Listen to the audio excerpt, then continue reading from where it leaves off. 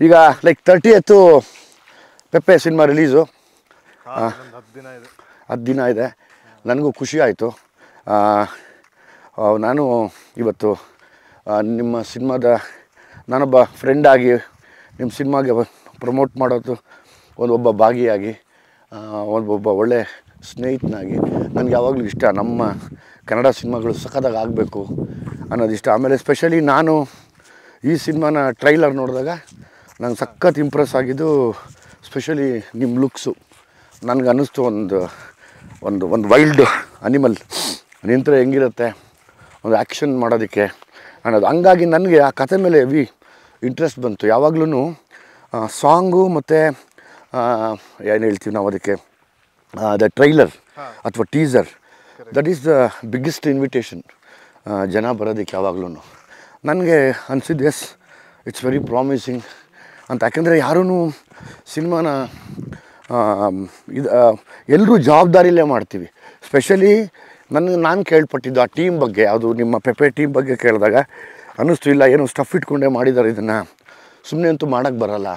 ಸುಮ್ಮನೆ ಅಷ್ಟು ಬೋಲ್ಡಾಗಿ ನಾವು ಆ್ಯಕ್ಷನ್ ವಿಷಯ ಆಗಲಿ ಅಥವಾ ಇನ್ನೇನೋ ಹೇಳ್ತೀವಿ ಅಂದರೆ 100% ಆ್ಯಕ್ಷನ್ ಸಿನಿಮಾ ಮಾಡಬೇಕು ಅಂತ ಎಲ್ಲ ಹೇಳ್ತಾ ಇದ್ರು. ಬಟ್ ನನಗೆ ಈಗ ಆ್ಯಕ್ಷನ್ ಸಿನಿಮಾ ಮಾಡಿದ್ರೂ ಅದರಲ್ಲಿ ಒಂದು ಕಂಟೆಂಟ್ ಇರಬೇಕು, ಒಂದು ರೀಸನಿಂಗ್ ಇರಬೇಕು. ಎಕ್ಸಾಕ್ಟ್ಲಿ. ಆ್ಯಂಡ್ ಪ್ರತಿ ಫೈಟ್ ಇಂದ ಒಂದು ಇಮೋಷನ್ ಇರಬೇಕು. ಹೌದು ಹೌದು, ಅದೆಲ್ಲ ಇದ್ದು ಮಾಡಿದ್ರೇ ಚೆನ್ನಾಗಿರುತ್ತೆ. ಜಸ್ಟ್ ಆ್ಯಕ್ಷನ್ ಮಾಡಬೇಕಂತ ಸುಮ್ಮನೆ ಒಂದು ಸ್ವಲ್ಪ ಫೈಟ್ಸ್ ಆ್ಯಡ್ ಮಾಡಿದ್ರೆ ಹೌದು ಹೌದು ಹೌದು ಹೌದು ಹೌದು ಹೌದು.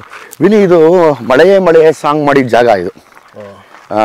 ನನ್ನ ಫೇವ್ರೇಟ್ ಜಾಗ. ನಾನು ಸಂಜನಾ ಆನಂದಲ್ಲಿ ನಡ್ಕೊಂಬರ್ತೀವಿ ರಣಮಳೆ, ಆ ಮಳೆಯಲ್ಲಿ ಶೂಟ್ ನಡ್ಕೊಂಬಂದಿದ್ದ ಜಾಗ. ಮತ್ತು ಇಲ್ಲಿ ಆ ಜೀಪಲ್ಲಿ ಬಂದು ಇಲ್ಲಿ ಕೂತ್ಕೊಳ್ಳೋ ಜಾಗ ನಂಗೆ one of the favourite place ಇದು. ಒಳ್ಳೆ ನಾವು ಆ್ಯಕ್ಚುಲಿ ಇಲ್ಲಿ ಸೇರಿದ್ದು, ಬೆಂಗಳೂರಲ್ಲಿ ಸೇರಲಿಲ್ಲ. ಹೌದು, ನನಗೆ ನನ್ನ ತುಂಬ ಮಾನಸಿಕವಾಗಿ ಖುಷಿ ಆಗುವಂಥ ಜಾಗಗಳೇ ಕಾಡು, ಬೆಟ್ಟ ಗುಡ್ಡ. ನಂಗೆ ಅದು ಸಖತ್ ಇಷ್ಟ. ಯಾವಾಗ್ಲೂ ಈ ಕಡೆ ಕೂರೋಣಲ್ಲ 2 ಸೆಕೆಂಡು ಆರಾಮಾಗಿ. ಮುಳ್ಳಿದೆ ಹುಷಾರು. ತರರ ತರರ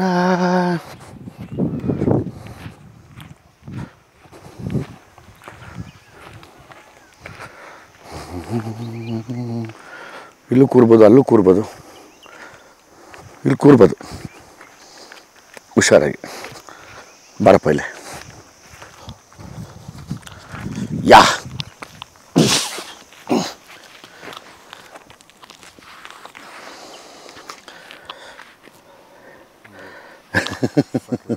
ಅಲ್ಲ, ಇದು ಬೆಳಗ್ಗೆ ಸಂಜೆ ಮಳೆ ಟೈಮಲ್ಲಿ ಆ್ಯಕ್ಚುಲಿ ನಾವು ಮನುಷ್ಯರು ಎಷ್ಟು ಡಿಸ್ಟರ್ಬ್ಡ್ ಆಗಿರ್ತೀವಿ ಅಂದರೆ ನಮ್ಮಷ್ಟು ಡಿಸ್ಟರ್ಬ್ ಆಗೋದಾಗಿಲ್ಲ. ಬಟ್ ಇದು ನೋಡಪ್ಪ ಮಾತೇ ಆಡಲ್ಲ. ಆಮೇಲೆ ಈ ಥರ ಜಾಗದಲ್ಲಿ ಕೂತ್ಕೊಂಡ್ರೆ ನಮಗೂ ಹಂಗೆ ಆಗುತ್ತೆ. ನಾವು ಎಷ್ಟು ಒಂದು 2-3 ಅವರ್ ಸುಮ್ಮನೆ ಇದನ್ನ ನೋಡ್ಕೊಂಡೆ ಕೂತಿರ್ಬೋದು, ಏನು ಮಾಡೋದೇ ಬೇಡ. ಎಸ್, ನಾನು ಲೈಕ್ ಮಾತೇ ಕಡಿಮೆ ಆಗ್ಬಿಡುತ್ತೆ ಇಲ್ಲಿ ಬಂದು ಕೂತ್ರೆ. ಮಾತಾಡೋ ಸ್ಟೈಲ್, ವಾಯ್ಸ್ ಟೋನ್ ಕಡಿಮೆ ಆಗಿ ಬೇಡಪ್ಪ ನಾವೇ ಡಿಸ್ಟರ್ಬ್ ಮಾಡ್ತಿದ್ದೀವ ಅನಿಸುತ್ತೆ ಅಂತ. Beautiful place. ಯಾವಾಗಲೂ ನನಗೆ ಮನಸ್ಸಿಗೆ ಖುಷಿ ಕೊಡುವಂಥ ಸ್ಥಳಗಳಿವು. ನನಗೆ ಇದೇ ಎಂಜಾಯ್ಮೆಂಟ್, ಇದೇ ನನ್ನ ಸಕ್ಸಸ್. ನಾನು ಎಂಜಾಯ್ ಮಾಡ್ತಾ ಇರೋದು ಅಂದರೆ ಪೆಪ್ಪೆಯಲ್ಲಿ ಸಾಂಗ್ಸ್ ಎಷ್ಟಿದ್ದಾವೆ? ಸಾಂಗ್ಸ್ ಆ್ಯಕ್ಚುಲಿ ಒಂದೇ ಸಾಂಗ್ ಇರೋದು. Okay, good. ಓಕೆ, ಈಗ ರೀಸೆಂಟಾಗಿ ಒಂದು ಬಿಟ್ಟಿದ್ವಿ. ಓಕೆ, ಸೊ ಅದು ಒಂದೇ ಸಾಂಗ್ ಇರೋದು ಇಡೀ ಸಿನಿಮಾಲಿ. Okay okay okay. ಇಡೀ ಸಿನಿಮಾ ಬರೀ ಸ್ಟೋರಿ ರನ್ ಆಗ್ತಾ ಇರುತ್ತೆ. ಕರೆಕ್ಟ್. ಅದು ಆ್ಯಕ್ಚುಲಿ ನನಗೂ ಆ ಥರ ರೂಲ್ಸ್ಗಳನ್ನ ಬ್ರೇಕ್ ಮಾಡೋಕ್ಕೆ ಇಷ್ಟ. ಜನರಲಿ ಏನಾಗಿತ್ತು, ಸಿನಿಮಾ ಅಂದಿದ ತಕ್ಷಣ ಹೀರೋ ಬರ್ತಾನೆ, ಹೀರೋಗೆ ಒಂದು ಇಂಟ್ರಡಕ್ಷನ್ ಸಾಂಗ್ ಆಗಿದ ತಕ್ಷಣ ಒಂದು ಫೈಟ್ ಆಗಿದ ತಕ್ಷಣ ಹೀರೋಯಿನ್ ಇಂಟ್ರಡಕ್ಷನ್ ಆಗಿದ ತಕ್ಷಣ ಒಂದು ಡ್ಯೂಯೆಟ್ಟು, ಈ ಥರದ್ದು ಸುಮಾರು ನಡೀತಾ ಇರುತ್ತಲ್ಲ. ಅದನ್ನು ಬ್ರೇಕ್ ಮಾಡೋದೇ ಇವಾಗ ಹೊಸ ರೂಲ್ಸು. ಅಂದರೆ ನೋಡೋರು ತುಂಬ ಅಪ್ಡೇಟ್ ಆಗಿಬಿಟ್ಟಿದ್ದಾರೆ ಇವತ್ತು. ಜನಕ್ಕೆ ಅದು ಆ ಟೆಂಪ್ಲೇಟ್ ಎಷ್ಟು ಅಭ್ಯಾಸ ಆಗಿದೆ ಅಂದರೆ ಅವರು ತುಂಬ ಗೆಸ್ ಮಾಡೋಕ್ಕೆ ಸ್ಟಾರ್ಟ್ ಮಾಡ್ತಾರೆ. ಎಸ್ ಅವ್ರಿಗೆ ಅರ್ಧ ಸ್ಟೋರಿ ಆಗಲೇ ತಲೆಯಲ್ಲಿ ಕೂತ್ಬಿಟ್ಟಿರುತ್ತೆ. ಹೌದು. ಸೊ ಬ್ರೇಕ್ ಮಾಡಿದಾಗ ಒಂದೊಂದು ಸೀನು ಸಪ್ರೇಟ್. ಹೌದು, ಎಕ್ಸಾಕ್ಟ್ಲಿ. ಸುಮ್ಮನೆ ಫುಲ್ ಕತೆ ಹೇಳೋದು ಬೇಡ.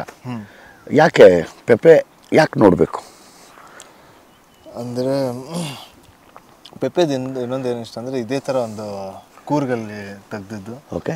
ಒಂದು ವಿಶಾಲವಾದ ಜಾಗ. ಓಕೆ. ನಾರ್ಮಲ್ ಆಗಿ ನೀವಲ್ಲಿ ಈ ಥರ ಲವ್ ಸ್ಟೋರೀಸ್ ತೆಗಿತಾರೆ, ಓಕೆ ಇಲ್ಲ ಸಾಂಗ್ಸ್ ತೆಗಿತಾರೆ ಕೂರ್ಗಲ್ಲಿ. ಓಕೆ ಬಟ್ ಅಲ್ಲಿ ಒಂದು ಕ್ರೈಮ್ ಸೀಕ್ವೆನ್ಸ್ ನಡೆದ್ರೆ ಅಂದ್ರೆ ಆಪೋಸಿಟ್ ಒಂದು ಕ್ರೈಮ್ ಸೀಕ್ವೆನ್ಸ್ ನಡೆದ್ರೆ ಆ ವಿಜುವಲ್ಸ್ ನೋಡೋಕೆ ತುಂಬಾ ಮಜವಾಗಿರುತ್ತೆ. ಸೊ ಅದಕ್ಕೆ ಅದೇ ಫಸ್ಟ್ ಟೈಮ್ ನನಗೆ ಡೈರೆಕ್ಟರ್ ಹೇಳಿದಾಗ, ಆಮೇಲೆ ಈ ಬ್ಯಾಕ್ ಡ್ರಾಪ್ ಅಲ್ಲಿ ಈ ತರ ಒಂದು ಸ್ಟೋರಿ ಹೇಳಿದಾಗಲೇ ಅದು ನಂಗೆ ತುಂಬಾ ಸ್ಟ್ರೈಕ್ ಆಗಿತ್ತು. ಆಮೇಲೆ ಜನಕ್ಕೂ ಅದೊಂದು ಹೊಸ ಎಕ್ಸ್ಪೀರಿಯನ್ಸ್ ಅನ್ಸುತ್ತೆ. ಕರೆಕ್ಟ್ ಉಲ್ಟಾ ಹೇಳೋದು ಕರೆಕ್ಟ್, ಅದು ನಿಜ. ಟೋಟಲ್ ನಂಬರ್ ಆಫ್ ಡೇಸ್ ಎಷ್ಟು ಶೂಟ್ ಮಾಡಿದ್ದು?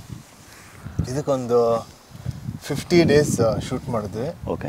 ಬಟ್ ಒಂದು 2.5 years ಆಯಿತು. ಯಾಕಂದರೆ ಆ ಗ್ರೀನು ಬರೀ ನಮಗೆ ಒಂದು ಶಾರ್ಟ್ ಪೀರಿಯಡ್, ಗ್ರೀನ್ ಸಿಗೋದೇ ಒಂದು ಶಾರ್ಟ್ ಪೀರಿಯಡ್. ಈಗ ಮಳೆ ಆದಮೇಲೆ, ಮಳೆ ಟೈಮಲ್ಲಂತೂ ಕೂರ್ಗಲ್ಲಿ ಹೆವಿ ಮಳೆ, ಶೂಟ್ ಮಾಡೋಕ್ಕಲ್ಲ. ನಾವು ಎಷ್ಟೊಂದು ಸಲ ಶೂಟಿಂಗ್ ಹೋಗಿ ಅಲ್ಲಿ ಒಂದ್ಸಲಿ ಮಳೆ ಸ್ಟಾರ್ಟ್ ಆದರೆ ಒಂದು 7 ದಿನ 8 ದಿನ ಕಂಟಿನ್ಯೂಸ್ ಆಗಿ ಬರುತ್ತೆ. ಒಂದ್ಸಲಿ ಶೂಟಿಂಗ್ ಹೋಗಿ ವಾಪಸ್ ಬಂದಿದ್ದೀವಿ. ಓಕೆ. ಸೊ ಯಾಕಂದ್ರೆ ಆ ಗ್ರೀನ್ ಬೇಕು ಅಂತ. ಅದಾಗಿ ಒಂದು 3 monthsಗೆ ತಿರ್ಗಾ ಸಮ್ಮರ್ ಬಂದ್ಬಿಡುತ್ತೆ, ತಿರ್ಗಾ ಶೂಟ್ ಮಾಡೋಕ್ಕಲ್ಲ. ಲೈಟು ಟಾಪ್ ಲೈಟ್ ಹೆವಿ ಇರುತ್ತೆ. ಸೊ ಅದರಿಂದ ಆಲ್ಮೋಸ್ಟ್ 2 years ಅದಕ್ಕೆ ಲೊಕೇಶನ್ಗಳಿಗೆ ಕಾಯ್ಕೊಂಡು ವೆಯ್ಟ್ ಮಾಡಿ ಶೂಟ್ ಮಾಡೋಕ್ಕೆ ಒಂದಷ್ಟು ಟೈಮ್ ಕಳೆದು. ಆ್ಯಕ್ಚುಲಿ ಅದೇ ಅಚೀವ್ಮೆಂಟು. ಈಗ ನಾವು ಅಷ್ಟೇ, ಭೀಮಾನು ಅದೇ ಟೈಮ್ ತೊಗೋತು. ನನಗೆ ಅರ್ಥ ಆಗತ್ತೆ ಅದು ಯಾಕೆ ಆ ಟೈಮ್ ತೊಗೊಳತ್ತೆ ಅನ್ನೋದು. ಒಂದು ಒಳ್ಳೆ ಪ್ರಾಡಕ್ಟ್ ಕೊಡಬೇಕು ಅಂದರೆ ವೆಯ್ಟ್ ಮಾಡ್ಬೇಕು ನಾವು. ಅರ್ಜೆಂಟಿಗೆ ಚಿತ್ರಾನ್ನೂ ಮಾಡೋಕ್ಕಾಗಲ್ಲ ಇವತ್ತು. ಆಮೇಲೆ ಒಂದೊಂದು ಸಿನಿಮಾಕ್ಕೂ ಒಂದೊಂದು ಟೈಮ್ ಅದೇ ತೊಗೊಳುತ್ತೆ. ಆ್ಯಕ್ಚುಲಿ ನಾವು ಏನೇ ಟ್ರೈ ಮಾಡಿದ್ರೂ ಮುಗಿಸೋಕ್ಕೆ ಅದಕ್ಕೆ ಏನು ಟೈಮ್ ಬೇಕು ಅದೇ ಟೈಮ್ ತೊಗೊಳುತ್ತೆ. ಹೌದು, ಅದು ನನಗೆ ಆಮೇಲೆ ಆ ಟೈಮಲ್ಲೂ ಒಂದು ಜರ್ನಿ ಥರ ನಮಗೂ ಆಗಿರುತ್ತೆ. ಸಾಕಷ್ಟು ಕಲ್ತಿರ್ತೀವಿ. ಪೇಷನ್ಸ್ ಆಗಿರ್ಬೋದು, ಸಿನಿಮಾ ಬಗ್ಗೆ ಆಗಿರ್ಬೋದು. ಯಾವಾಗಲಾದರೂ ಡೈರೆಕ್ಟ್ ಮಾಡ್ಕೋಬೇಕು ಅನ್ನೋ ಆಸೆ ಇದೆಯಾ?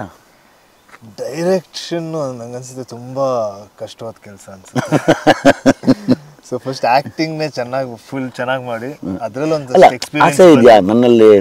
ಒಬ್ಬ ಡೈರೆಕ್ಟರ್ ಇದ್ದಾನೆ, ನಾನು ಏನೋ ಹೇಳ್ಬೇಕು ಅನ್ನೋದೊಂದು ಏನೋ ಕಾಡ್ತಾ ಇದೆಯಾ? ಬಟ್ ಆ ಥರ ಈಗ ನಮ್ಮ ಡೈರೆಕ್ಟರ್ಸ್ಗಳ ಜೊತೆ ನಾನು ಸಾಕಷ್ಟು ಹೊಸ ಡೈರೆಕ್ಟರ್ಗಳ ಜೊತೆನೇ ಕೆಲಸ ಮಾಡೋದಲ್ಲ. ಸೊ ಅವ್ರಿಗೆ ಒಂದಷ್ಟು ನನ್ನ ವ್ಯೂಸು ಪಾಯಿಂಟ್ಸು ಅವ್ರ ಜೊತೆ ಡಿಸ್ಕಸ್ ಮಾಡ್ತೀನಿ.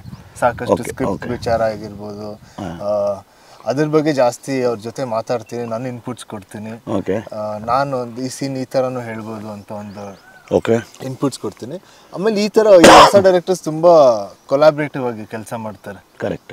ಸೊ ಅವರು ಕೇಳಿ ಅದು ಅವ್ರಿಗೆ ಕನ್ವಿನ್ಸ್ ಆದರೆ ಅವರು ಅದನ್ನ ತಗೊಳ್ತಾರೆ. ಇಲ್ಲ ಅಂದರೆ ನಾನು ಹೇಳ್ತೀನಿ ಅದು ಸರಿ ಇಲ್ಲ ಅಂದರೆ ನನ್ನ ಕನ್ವಿನ್ಸ್ ಮಾಡಿ ಯಾಕೆ ಸರಿ ಇಲ್ಲ. ಕರೆಕ್ಟ್. ಆ ಇದರಲ್ಲಿ ಕೆಲಸ ಮಾಡಿದಾಗ ಇನ್ನೂ ಸೂಪರ್, ತುಂಬ ಖುಷಿ ಆಗುತ್ತೆ.